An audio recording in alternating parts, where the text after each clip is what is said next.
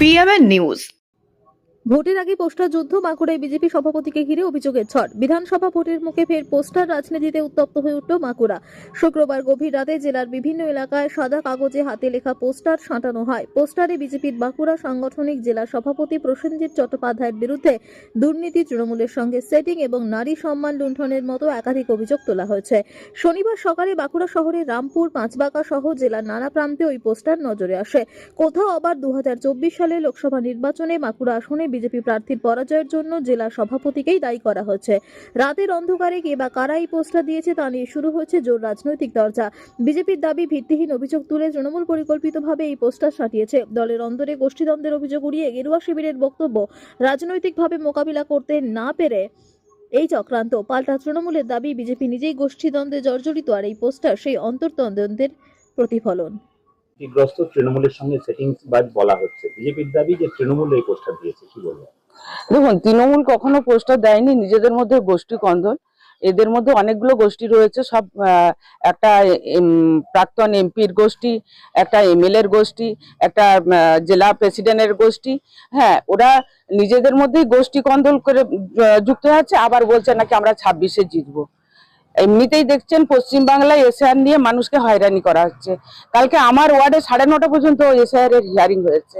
এগুলো মানুষকে হয়রানি করা ছাড়া আর কি বলবো। আর ওরা জোর গলায় বলছে, এখনো বলে যাচ্ছে যে আমরা 26-এ জিতবো।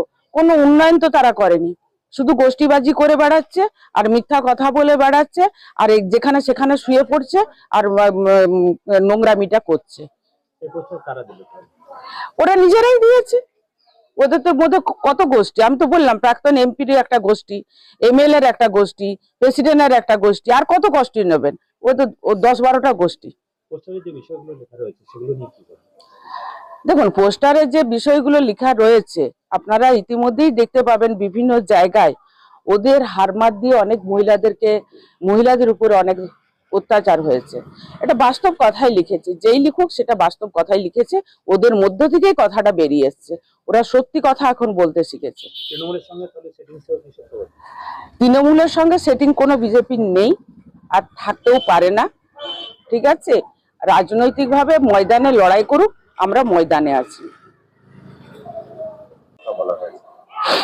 দেখুন, সামনে ভোট আসছে, তৃণমূলের লোকরাই এইসব করাচ্ছে বিভিন্নভাবে।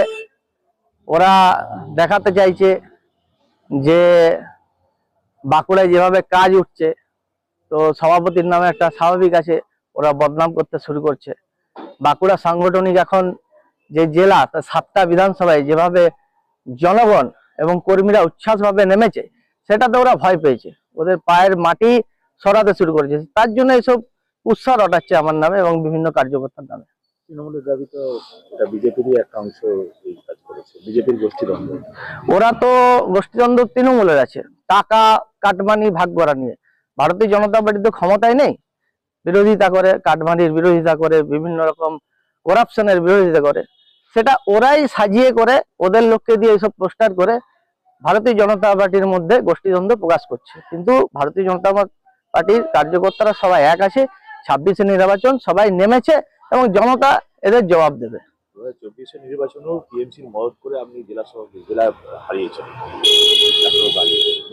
ওগুলো সব মিথ্যা ওগুলোর কোনো প্রমাণ নেই, সারবত্তা নেই। কেউ যদি বলে দেয় আপনাকে যে আপনি চোর, সেটাতে প্রমাণ হয় না। কোনো প্রমাণ ঠোস থাকলে আনুক, আর সেরকম কিছু থাকলে আমি দরকার হলে আদালতে যাব। সেরকম কোনো প্রমাণ থাকলে নিয়ে আসুক। ফালতু সব কথা রটাচ্ছি। আপনারা কি তদন্ত করে দেখবেন কারা করেছে? হ্যাঁ, দেখছি কি আছে না আছে। যেসব পোস্টার একই জায়গা থেকে দেখছি এসছে, কেউই করেছে তৃণমূলের প্ল্যান করে।